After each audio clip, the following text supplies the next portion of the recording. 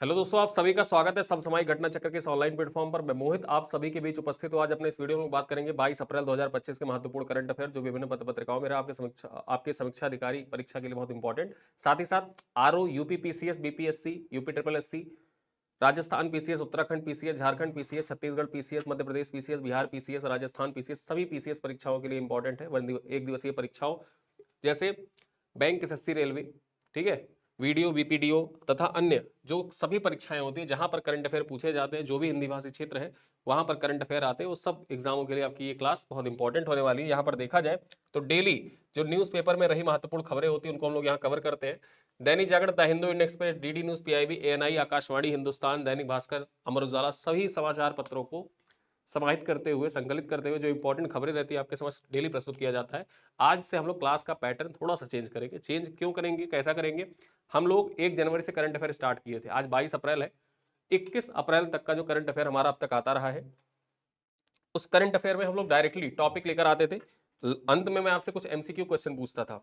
MCQ question पूछता था, फिर आपका सवाल आता था कि सर एमसीक्यू क्वेश्चन जो आप पूछते हैं उन क्वेश्चनों का उत्तर दे दिया करिए, अगली क्लास में दे दिया करिए।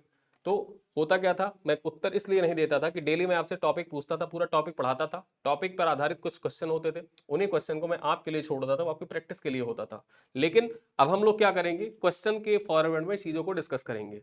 क्वेश्चन होगा, क्वेश्चन के बाद एक्सप्लेनेशन होगा, और एक्सप्लेनेशन में सारी चीजों को हम लोग यहाँ पर एक साथ डिस्कस करते हुए आगे बढ़ेंगे, ठीक है। और लास्ट में जो कुछ प्रश्न मैं आपसे पूछूंगा वो प्रश्न आज के करंट अफेयर के नहीं, वो पुराने करंट अफेयर के प्रश्न होंगे, जिससे आपका रिवीजन भी होता रहेगा, करंट अफेयर का रिकॉल भी होता रहेगा, ठीक है। चलिए स्टार्ट करते हैं।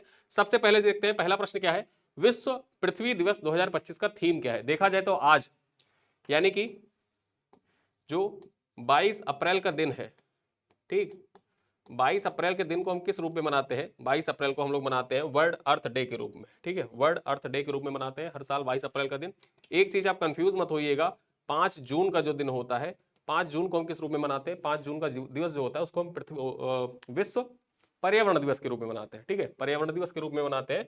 विश्व पृथ्वी दिवस जो होता है वो कब मनाया जाता है? 22 अप्रैल को मनाया जाता है। थीम क्या है? पृथ्वी हमारी माँ है, ऑप्शन बी कह रहा है, हमारी शक्ति हमारा ग्रह, ऑप्शन सी कह रहा है पर्यावरण बचाओ जीवन बचाओ, ऑप्शन डी कह रहा है स्थायी भविष्य के लिए सहयोग। तो यहां पर सही ऑप्शन क्या हो जाएगा? यहां पर हमारा सही ऑप्शन है ऑप्शन बी, ठीक है, option B is the right answer. हमारी शक्ति हमारा ग्रह इस बार जो पृथ्वी दिवस मनाया जा रहा है इसका थीम है। चर्चा करें यहां पर, टॉपिक पर आए तो विश्व पृथ्वी दिवस 2025, 22 अप्रैल को विश्व पृथ्वी दिवस 2025 हमारी शक्ति हमारा ग्रह थीम पर मनाया जा रहा है, ठीक है। थीम याद रखिएगा, आपकी परीक्षा के दृष्टिकोण से इंपॉर्टेंट है। हमारी शक्ति हमारा ग्रह, अवर पावर अवर प्लेनेट, ठीक है, इस थीम पर सेलिब्रेट किया जा रहा है।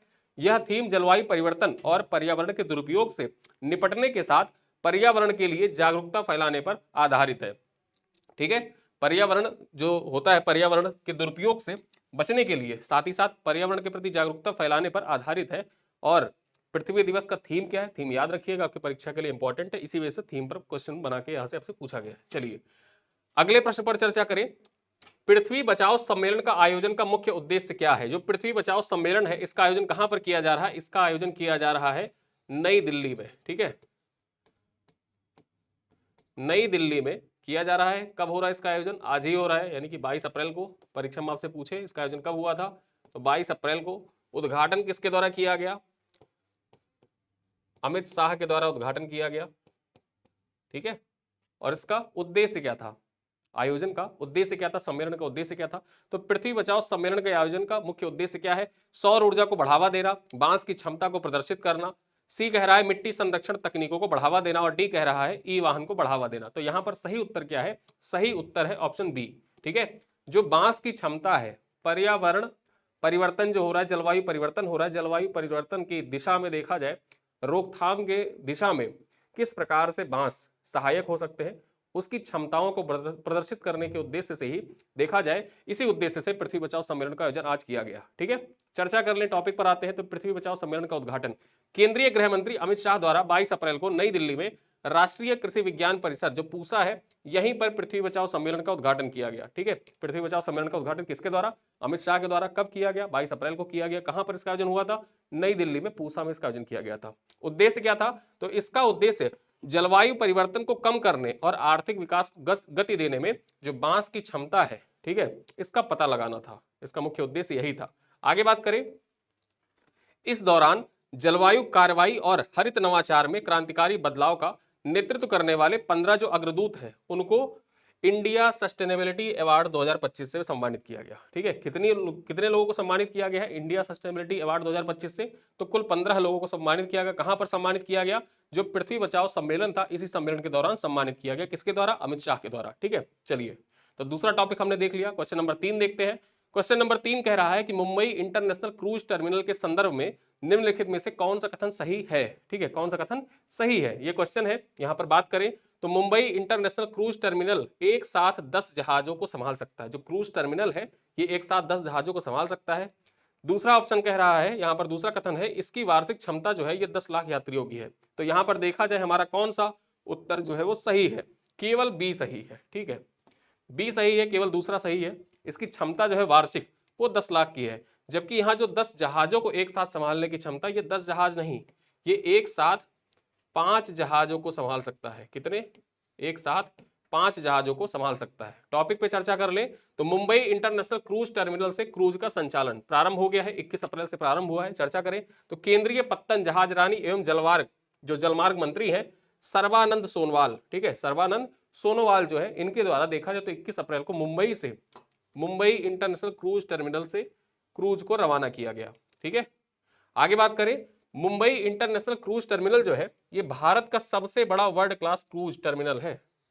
परीक्षा में आपसे पूछे कि भारत का सबसे बड़ा वर्ल्ड क्लास क्रूज टर्मिनल कौन सा है, तो Mumbai international cruise terminal Bharat का सबसे बड़ा वर्ल्ड क्लास क्रूज टर्मिनल है। आगे हम बात कर लें, हाल ही में उद्घाटन किए गए इस टर्मिनल की क्षमता प्रतिवर्ष 10 लाख यात्रियों को संभालने की है। यानी कि एक साल में 10 लाख यात्री इस क्रूज टर्मिनल से यात्रा कर सकते हैं, यानी लगभग 10,000 यात्री प्रतिदिन। ठीक है, और वहीं पर बात कर ले तो यह टर्मिनल एक साथ 5 जहाजों को संभालने की क्षमता रखता है। एक साथ 5 जहाज, जो पानी के जहाज होते हैं, वो एक साथ यहाँ पर डॉक कर सकते हैं और यहाँ से संचालन उनका किया जा सकता है। तो यहाँ पर याद रखिएगा, प्रश्न में क्या था, 10 जहाजों को एक साथ संभाल सकता है, 10 जहाजों को नहीं, 5 जहाजों को एक साथ संभाल सकता है। वार्षिक क्षमता कितनी है? 10 लाख वार्षिक क्षमता है। यानी कि पर डे अगर देखा जाए तो लगभग 10,000 लोग 10,000 के आसपास यहाँ पे प्रतिदिन यात्रा कर सकते हैं। चलिए क्वेश्चन नंबर 4 देखते हैं, क्या है? उत्तर प्रदेश पुलिस द्वारा शुरू की गई शिशु वाटिका और नारी विश्राम गृह पहल का मुख्य उद्देश्य क्या है? उत्तर प्रदेश सरकार के द्वारा एक पहल शुरू की गई है, नाम क्या है? शिशु वाटिका एवं नारी विश्राम गृह पहल। ठीक है, ये पहल किसके द्वारा शुरू की गई है? उत्तर प्रदेश पुलिस के द्वारा स्टार्ट किया गया है। इसका उद्देश्य क्या है? ऑप्शन ए कह रहा है पुलिस कर्मियों को बोनस देना इसका उद्देश्य है। बी कह रहा है पुलिस कर्मियों को कार्यस्थल पर अनुकूल वातावरण प्रदान करना इसका उद्देश्य है। सी कह रहा है महिला कैदियों के लिए सुविधाएं प्रदान करना है। डी कह रहा है बाल अपराधियों के लिए अलग इकाई स्थापित करना है। तो यहां पर सही उत्तर क्या हो जाएगा? सही आंसर हमारा हो जाएगा ऑप्शन बी। सही आंसर क्या हो जाएगा? Option B. ऑप्शन बी हमारा सही हो जाएगा। जो महिला पुलिसकर्मी है, महिला पुलिसकर्मियों को कार्यस्थल पर अनुकूल वातावरण देने के उद्देश्य से ही उत्तर प्रदेश पुलिस के द्वारा शिशु वाटिका एवं नारी विश्राम गृह पहल की शुरुआत की गई है। टॉपिक पे चर्चा करें तो उत्तर प्रदेश के सभी जिलों के पुलिस दफ्तरों एवं थानों में शिशु वाटिका एवं नारी विश्राम गृह बनाए जाएंगे। Uttar Pradesh police family welfare association के संगठन, यहां पर देखा जाए तो Uttar Pradesh police family welfare संगठन एसोसिएशन है, नाम क्या है? वामा सारथी। ठीक है, वामा सारथी। इसकी जो अध्यक्ष है रिटायर्ड आईएएस डिंपल वर्मा। अब यहां पर मैं आपको बता दूं डिंपल वर्मा के बारे में, जो उत्तर प्रदेश के डीजीपी हैं। उत्तर प्रदेश के डीजीपी, क्या नाम है इनका? प्रशांत कुमार।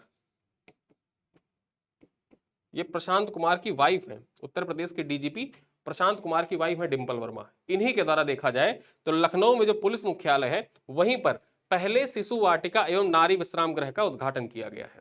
ठीक है, उत्तर प्रदेश के पहले शिशु वाटिका एवं नारी विश्राम गृह का उद्घाटन कहां पे किया गया? पुलिस मुख्यालय लखनऊ में किया गया। किसके द्वारा किया गया? डिंपल वर्मा के द्वारा किया गया। डिंपल वर्मा कौन है? देखा जाए तो Uttar Pradesh police family welfare association संगठन है वामा सारथी, इस संगठन का नाम है, और इसी संगठन की अध्यक्ष है डिंपल वर्मा, और उत्तर प्रदेश की डीजीपी की वाइफ भी है। इन्हीं के द्वारा किया गया है। उद्देश्य क्या है इसको स्थापित करने का? तो यूपी पुलिस में महिला पुलिस कर्मियों की बढ़ती संख्या को ध्यान में रखते हुए उन्हें कार्यस्थल पर अनुकूल वातावरण एवं मूलभूत सुविधाएं देने के उद्देश्य से इस पहल की शुरुआत की गई है। ठीक है, अनुकूल वातावरण एवं मूलभूत सुविधाएं प्रदान करने के उद्देश्य से इस पहल की शुरुआत की गई है। चलिए अगले क्वेश्चन पे आते हैं। क्वेश्चन नंबर 5 क्या कह रहा है? निम्न में से किस जिले के डीएम को दिव्यांगों के लिए लाइब्रेरी बनाने हेतु पीएम अवार्ड मिला है? ठीक है, प्रधानमंत्री पुरस्कार से नवाजा गया है। देखा जाए तो उत्कृष्ट कार्यों के लिए उत्तर प्रदेश के 3 आईएएस अफसरों को पीएम पुरस्कार से नवाजा गया है। कब नवाजा गया है? देखा जाए तो 21 अप्रैल का जो दिन होता है, 21 अप्रैल का दिन होता है, किस रूप में मनाया जाता है?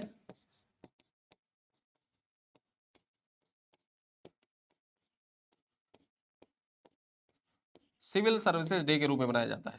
ठीक, लोक सेवा दिवस के रूप में मनाया जाता है। और इसी दिन देखा जाए तो नई दिल्ली में प्रधानमंत्री पुरस्कारों का वितरण किया गया पीएम नरेंद्र मोदी के द्वारा। और उसी दौरान देखा जाए उत्तर प्रदेश के 3 आईएएस अधिकारियों को उत्कृष्टता के लिए पुरस्कार दिया गया। उसमें से एक डीएम है, एक जिले के डीएम है। वो किस जिले के डीएम है? जिन्होंने दिव्यांगों के लिए लाइब्रेरी बनवाई और इस चीज के लिए पीएम अवार्ड से सम्मानित किया गया है। ऑप्शन ए है मिर्जापुर, ऑप्शन बी है ललितपुर, ऑप्शन सी है मुरादाबाद, ऑप्शन डी है प्रयागराज। तो यहाँ पे सही आंसर क्या हो जाएगा? सही आंसर हमारा हो जाएगा ऑप्शन सी। ठीक है, ऑप्शन सी हमारा यहाँ पे सही है। मुरादाबाद के डीएम है, मुरादाबाद के डीएम के द्वारा दिव्यांगों के लिए लाइब्रेरी बनवाई गई, जिस कारण से उनको पीएम अवार्ड से सम्मानित किया गया है। ठीक है, चलिए पॉइंट पर चर्चा कर लेते हैं। उत्कृष्ट कार्यों के लिए उत्तर प्रदेश के 3 अफसरों को पीएम अवार्ड से नवाजा गया है। 17वें सिविल सर्वेंट दिवस के मौके पर देखा जाए तो 21 अप्रैल को नई दिल्ली में प्रधानमंत्री नरेंद्र मोदी ने नमामि गंगे विभाग के अपर मुख्य सचिव अनुराग श्रीवास्तव को prime minister award for excellence in public administration से सम्मानित किया है। ठीक है, यहां पर देखा जाए तो पहले अधिकारी कौन है? अनुराग श्रीवास्तव है, जो कौन है? नमामि गंगे विभाग जो है इसके अपर मुख्य सचिव है अनुराग श्रीवास्तव, इनको सम्मानित किया गया है। अन्य लोग कौन कौन से हैं उसके पहले हम जान लेते हैं कि केंद्र सरकार द्वारा इनोवेशन स्टेट की कैटेगरी में वर्ष 2023 के लिए यह सम्मान यूपी के जल जीवन मिशन परियोजनाओं के सोलर पावर के इस्तेमाल के अभिनव प्रयोग के लिए अनुराग श्रीवास्तव को प्रदान किया गया है। और साथ ही साथ मुरादाबाद के जो डीएम है अनुज सिंह, क्या नाम है? डीएम का नाम है अनुज सिंह। ठीक है, मुरादाबाद के डीएम अनुज सिंह को दिव्यांगों के लिए लाइब्रेरी बनवाने तथा बहराइच की डीएम है, नाम क्या है? मोनिका रानी। ठीक है, बहराइच की डीएम है मोनिका रानी, इनको प्रशासनिक कार्यों के लिए पीएम अवार्ड से सम्मानित किया गया है। तो आप समझ गए उत्तर प्रदेश के 3 अधिकारी हैं, 3 अधिकारियों को पीएम पुरस्कार से सम्मानित किया गया, प्रधानमंत्री उत्कृष्टता पुरस्कार से सम्मानित किया गया प्रशासन के क्षेत्र में अपने उत्कृष्ट कार्यों के लिए। नाम जरूर याद रखिएगा। अनुज सिंह जो है ये मुरादाबाद के डीएम है, मोनिका रानी बहराइच की डीएम है। ठीक है, और वहीं पर जो अनुराग श्रीवास्तव है ये नमामि गंगे विभाग में अपर मुख्य सचिव है। ठीक है, चलिए क्वेश्चन नंबर 6 पर आते हैं। प्रश्न संख्या 6 क्या कह रहा है? भारत शिक्षा एक्सपो 2025 का थीम क्या है? भारत शिक्षा एक्सपो 2025 जो है इसका आयोजन किया जाएगा अभी। ठीक है, 24 से 26 के बीच में इसका आयोजन होगा, 24 अप्रैल से 26 अप्रैल के बीच में। इसका थीम आपको बताना है, थीम क्या है, किस थीम पर इसका आयोजन किया जा रहा है? Education for all, inspiring learning, shaping tomorrow, Bharat शिक्षा संकल्प, फ्यूचर ऑफ डिजिटल लर्निंग। तो यहाँ पे सही आंसर क्या है हमारा? जो भारत शिक्षा एक्सपो 2025 है इसका आयोजन किया जा रहा है इंस्पायरिंग लर्निंग शेपिंग टुमारो, इसी थीम पर इसका आयोजन किया जा रहा है भारत शिक्षा एक्सपो 2025 का। यहां पर हम बात करें भारत शिक्षा एक्सपो के बारे में तो भारत शिक्षा एक्सपो नॉलेज पार्क स्थित India expo centre and mart में 24 से 26 अप्रैल तक आयोजित किया जाएगा। ठीक है, ये नोएडा के देखा जाए, नोएडा का जो नॉलेज पार्क है, ठीक वहीं पर इंडिया एक्सपो सेंटर, उसी एक्सपो सेंटर में 24 से 26 अप्रैल के बीच में भारत शिक्षा एक्सपो, इंडिया एजुकेशन एक्सपो का आयोजन किया जा रहा है। ठीक है, आगे हम चर्चा कर ले। इसका आयोजन जो है इंस्पायरिंग लर्निंग शेपिंग टुमारो विषय पर किया जा रहा है। ठीक, किस विषय पर किया जा रहा है आयोजन? Inspiring learning shaping tomorrow. ठीक, आगे हम बात करें 24 से 26 अप्रैल तक चलने वाले इस एक्सपो में पहली बार उत्तर प्रदेश के हर जिले के स्टार्टअप अपने उत्पाद पेश करेंगे। यानी कि पहली बार ऐसा होगा कि उत्तर प्रदेश के प्रत्येक जिले, 75 जिलों के यहाँ पर जो स्टार्टअप है वो अपने अपने उत्पाद यहाँ पर प्रदर्शित करेंगे। ठीक है, चलिए अगले प्रश्न पे चले। क्वेश्चन नंबर 7 क्या कह रहा है? अंतरराष्ट्रीय श्रीराम संग्रहालय के निर्माण का मुख्य उद्देश्य क्या है? सबसे पहले तो ये जान लीजिए कि जो अंतरराष्ट्रीय श्रीराम संग्रहालय है इसका कहां पर इसको बनाया जाएगा? तो ये 100 करोड़ की लागत से, ठीक 100 करोड़ की लागत से अयोध्या में बनाया जाएगा, अयोध्या में। ठीक है, अब आपको बताना इसका उद्देश्य क्या है, किस लिए बनाया जा रहा है? पर्यटन को बढ़ावा देने के लिए, रामायण कालीन जो ज्ञान है उसका प्रचार करने के लिए, धार्मिक स्थलों के विकास के लिए, या राम मंदिर के प्रबंधन के लिए। तो यहां पर देखा जाए जो अंतरराष्ट्रीय श्रीराम संग्रहालय है, इसके निर्माण के पीछे का मुख्य उद्देश्य क्या है? इसके निर्माण के पीछे का मुख्य उद्देश्य है रामायण कालीन जो ज्ञान है उसका प्रचार प्रसार करना। ठीक है, रामायण कालीन ज्ञान का प्रचार प्रसार करने के उद्देश्य से ही अंतरराष्ट्रीय श्रीराम संग्रहालय के जो उद्देश्य है, मतलब इसका जो बनाया जाएगा इस संग्रहालय को, ठीक है, कहां पर? अयोध्या में 100 करोड़ रुपए की लागत से इसको बनाया जाएगा। इसका उद्देश्य क्या है? रामायणकालीन ज्ञान का प्रचार करना। पॉइंट पे चर्चा कर ले तो अयोध्या में 100 करोड़ की लागत से अंतरराष्ट्रीय श्रीराम संग्रहालय का निर्माण किया जाएगा। श्री राम के जीवन से जुड़े तमाम प्रसंगों को यहां चित्रों के जरिए प्रदर्शित किया जाएगा। ठीक है, आगे हम बात करें रामायणकालीन उपचार, रामायणकालीन समाज व्यवस्था के बारे में लोगों इससे जान सकेंगे, लोगों को जानकारी प्रदान की जाएगी। जो रामायणकालीन उपचार व्यवस्था थी, साथ ही साथ सामाजिक व्यवस्था थी, उनके बारे में लोग यहां से जान सकेंगे। अंतरराष्ट्रीय संग्रहालय में पूरे विश्व में मौजूद श्री राम से जुड़े साक्ष्यों को स्थापित किया जाएगा। पूरे विश्व में जो श्री राम से जुड़े विभिन्न तथ्य हैं, साक्ष्य हैं, उन साक्ष्यों को स्थापित करने का कार्य किया जाएगा इस इंटरनेशनल श्री राम म्यूजियम में। ठीक है, कहां पर स्थापित किया जाएगा? अयोध्या में स्थापित किया जाएगा 100 करोड़ रुपए की लागत से। तो उद्देश्य आपको पता चल गया। उद्देश्य क्या है? रामायणकालीन उपचार, रामायणकालीन समाज व्यवस्था के बारे में। तो इससे क्या पता चलता है कि जो रामायणकालीन ज्ञान है उसका प्रचार प्रसार करना इसका मुख्य उद्देश्य है। चलिए अगले प्रश्न पे चले। क्वेश्चन नंबर 8 क्या कह रहा है? 8 कह रहा है कपिध्वज किस प्रकार का वाहन है? एक वाहन है कपिध्वज। ठीक है, या तो आपसे डायरेक्टली ऐसे पूछेगा कि हाल ही में चर्चा में रहा कपिध्वज क्या है? लड़ाकू टैंक, जल थल दोनों स्तरों पर चलने वाला वाहन, अंतरिक्ष रॉकेट या पनडुब्बी। तो हमारा सही आंसर क्या हो जाएगा? सही आंसर हो जाएगा हमारा ऑप्शन बी। ठीक है, ये जल और थल दोनों पे चलने वाला वाहन है। ठीक, दोनों पे चलने वाला वाहन है, भारतीय सेना के द्वारा इसका यूज किया जा रहा है। चर्चा कर ले तो new expert mobility vehicle Kapidhwaj, इसके बारे में चर्चा करें तो सियाचिन में भारतीय सेना ने एक विशेष वाहन कपिध्वज को शामिल किया है, जिसे कठिन इलाके में सेना की आवाजाही, लॉजिस्टिक सपोर्ट और ऑपरेशन में मदद के लिए डिजाइन किया गया है। आगे पर चर्चा करें, कपिध्वज एक प्रकार का मोबाइल वाहन है जो कठिन परिस्थितियों में भी प्रभावी ढंग से कार्य कर सकता है। जो कपिध्वज है, परीक्षा में आपसे पूछे कि कपिध्वज क्या है, तो एक प्रकार का मोबाइल वाहन है। ठीक है, एक प्रकार का मोबाइल वाहन है जो भारतीय सेना को आवाजाही में सपोर्ट करता है, लॉजिस्टिक सपोर्ट करता है, तथा जो विभिन्न ऑपरेशन संचालित किए जा रहे हैं उन ऑपरेशनों में भी सपोर्ट करता है। चर्चा करें तो कपिध्वज एक ऑल टरेन व्हीकल एम्फीबियस है। ठीक, ऑल टरेन व्हीकल एम्फीबियस है। इसका मतलब क्या होता है कि ये जल और थल दोनों में चल सकता है।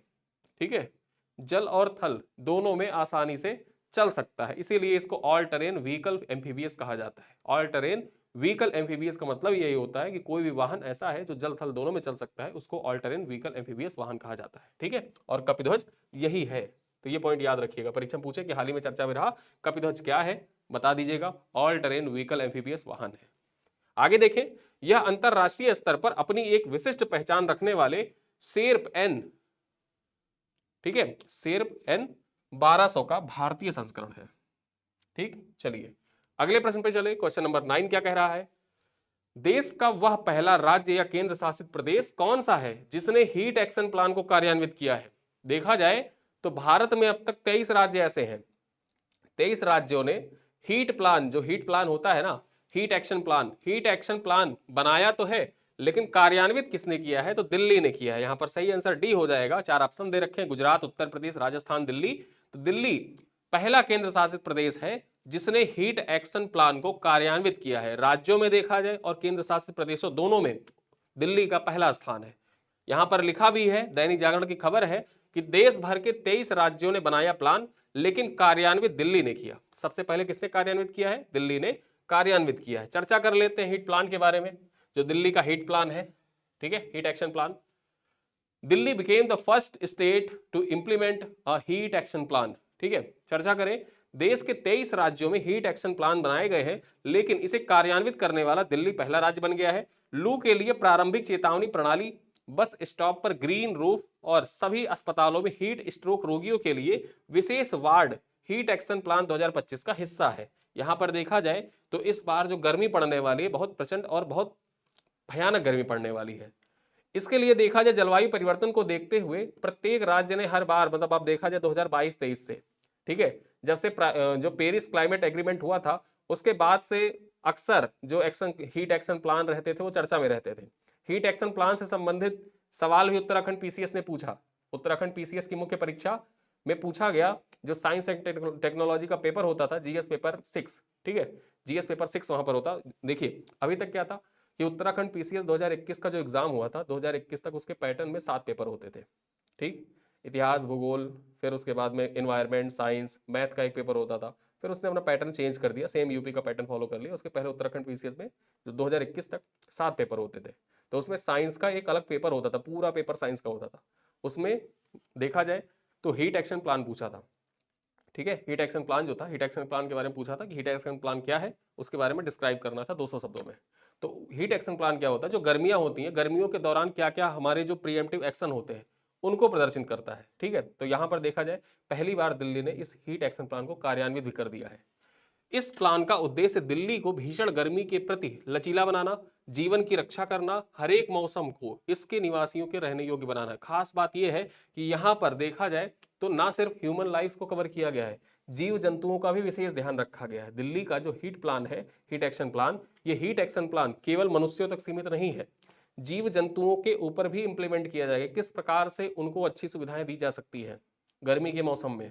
जो लू चलेगी तो लू में बहुत से जीव जंतु हैं, पानी की वजह से मर जाते हैं, तो उन सब चीजों का भी विशेष ध्यान रखा जाएगा इस दिल्ली के हीट एक्शन प्लान में। चलिए आगे देखें, क्वेश्चन नंबर 10 क्या कह रहा है, बीपीएससी वाले खास ध्यान देंगे, और उत्तर प्रदेश वाले जो बीपीएससी देने जाते हैं उनके लिए भी महत्वपूर्ण है। बिहार के किस शहर में सूर्य किरण एरोबोटिक शो का आयोजन कहाँ किया जा रहा है, ठीक है। यहां पर देखा जाए बिहार के किस शहर में, ठीक है, बिहार के किस शहर में सूर्य किरण एरोबोटिक शो का आयोजन किया जा रहा है, कौन सा शहर है, राजगीर, मधुबनी, पटना या बोधगया। तो सही आंसर क्या हो जाएगा यहाँ पर, ऑप्शन सी हमारा सही हो जाएगा। पटना में पहली बार सूर्य किरण एरोबोटिक शो का आयोजन किया जा रहा है, ठीक है, सूर्य किरण एरोबोटिक शो का आयोजन किया जा रहा है। बेसिकली एरो शो है एक प्रकार का। चर्चा कर लें, पटना में पहली बार सूर्य किरण एरोबोटिक शो का आयोजन। बिहार की राजधानी पटना में पहली बार भारतीय वायुसेना की प्रसिद्ध सूर्य किरण एरोबोटिक टीम ने रोमांचक एयर शो होने जा रहा है इनका। 22 और 23 अप्रैल को जननायक गंगा पथ पर आयोजित किया जाएगा, जो गंगा नदी के किनारे स्थित एक आकर्षक स्थल है। यहां पर चर्चा करें, इस आयोजन का मकसद देशभक्ति की भावना को बढ़ावा देना है, साथ ही साथ वायुसेना की ताकत का प्रदर्शन करना है तथा युवाओं को भारतीय वायुसेना में करियर के लिए प्रेरित भी करना है। तो उद्देश्य क्या है, किस वजह से इसका आयोजन किया जा रहा है, यहां पर देखा जाए बेसिकली जो इसका आयोजन हो रहा है, इसके आयोजन के पीछे मुख्य उद्देश्य ही यही है, देशभक्ति की भावना को बढ़ावा दिया जाए, वायुसेना की ताकत का प्रदर्शन करना, और पहली बार है कि पटना में इसका आयोजन किया जा रहा है, ठीक है। तो यहां पर कुछ पॉइंट्स हैं, जाने रहिएगा, परीक्षा के लिए इंपॉर्टेंट है। इस बार देखा जाए तो बीपीएससी में बहुत से ऐसे इवेंट हो रहे हैं, जैसे राजगीर में राष्ट्रीय खेलों का आयोजन पहली बार हो रहा है, ठीक है। उसके बाद में सेपक टाकरा वर्ल्ड कप का आयोजन किया गया, मैंने आपको पढ़ाया था सेपक टाकरा वर्ल्ड कप के बारे में, ठीक है।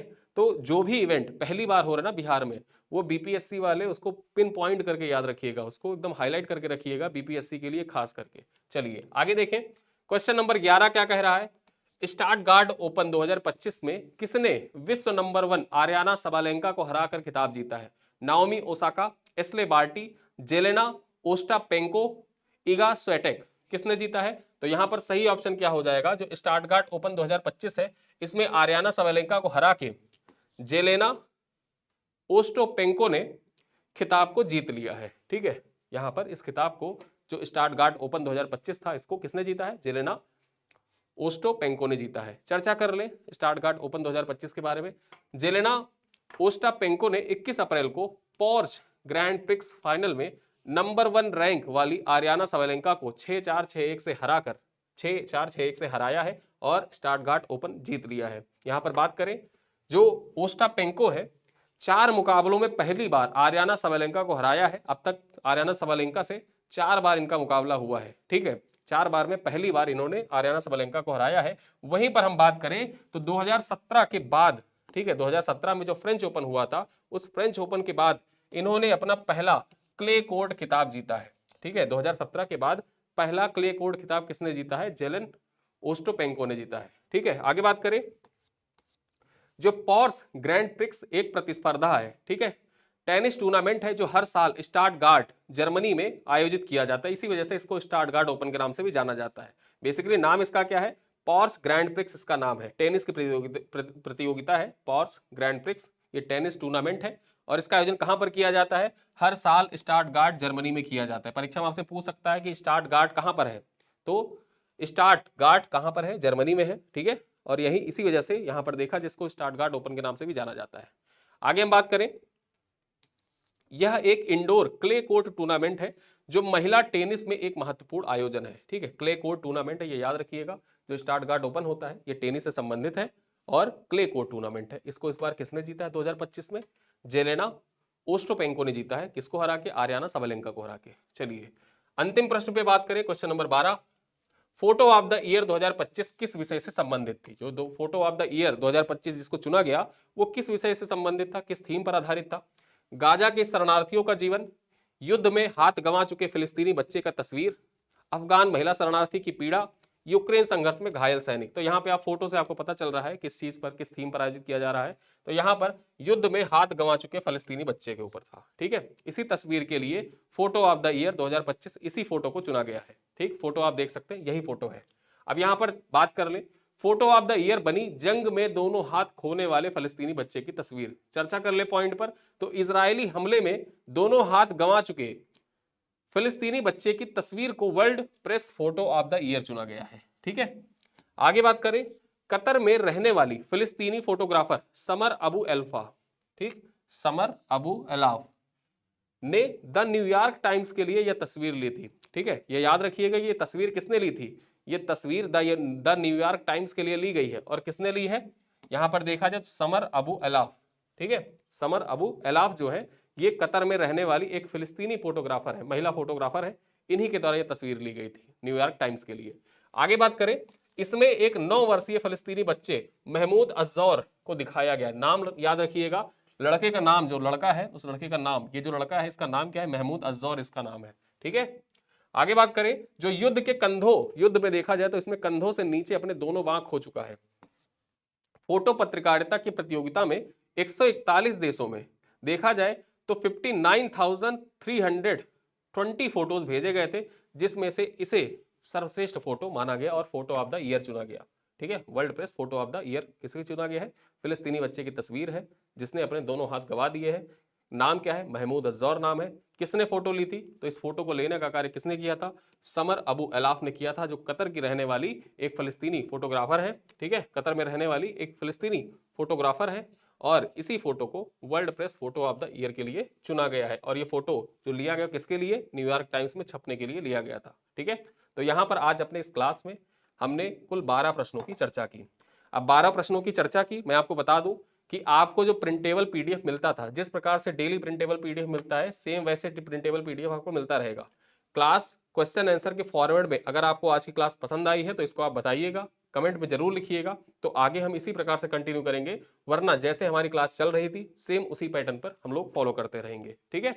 यहाँ पर कुछ मैं अभ्यास प्रश्न आपसे पूछूंगा। ये अभ्यास प्रश्न कुछ पुराने हैं, ठीक है। कुछ पुराने का मतलब ये हो जाता है कि आज की क्लास पर आधारित नहीं है, पुराने करंट अफेयर पर आधारित है। जो प्रश्न आपसे यहाँ पर पूछे गए इनका उत्तर आप कमेंट बॉक्स में जरूर लिखिएगा और साथ ही साथ जो मैंने आपको बताया है उसका उत्तर, उसका जवाब भी कमेंट में जरूर लिखिएगा। जवाब क्या देना है आपको, क्लास आपकी आज जिस प्रकार से चली है क्वेश्चन आंसर के फॉरवर्ड में, क्या आप ऐसे ही चाहते हैं या जैसे हमारी अभी तक 1 जनवरी से लेकर 21 अप्रैल तक चलती रही उसी प्रकार से चाहते हैं। पहला प्रश्न क्या है, विश्व पर्यावरण दिवस कब मनाया जाता है, 22 अप्रैल, 5 जून, 16 सितंबर या 21 मार्च, ये पहला प्रश्न है। दूसरा प्रश्न है, भारत का पहला हिंदी भाषा संग्रहालय की स्थापना उत्तर प्रदेश के किस शहर में की जा रही है। भारत का पहला हिंदी भाषा संग्रहालय जो है इसकी स्थापना उत्तर प्रदेश के किस शहर में की जा रही है, वाराणसी, गोरखपुर, लखनऊ, प्रयागराज।